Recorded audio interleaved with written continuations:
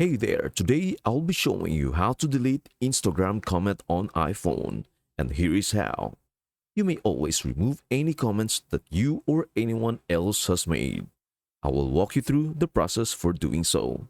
Now, let us open Instagram and I will simply scroll down till I locate a random post. I will then tap on the comments and leave nice comment on the post. Now, all you have to do to remove your comment is locate the post that you really commented on, swipe left, and click the small trash can button. As you can see, it was removed immediately and is no longer visible on this other person's post. Now, let us go back and do that if you wanted to remove a remark that someone else wrote on your article.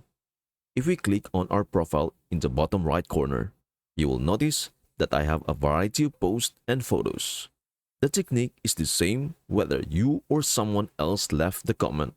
All I have to do is swipe to the left and tap the trash can icon to delete it. I can simply tap on this comment here.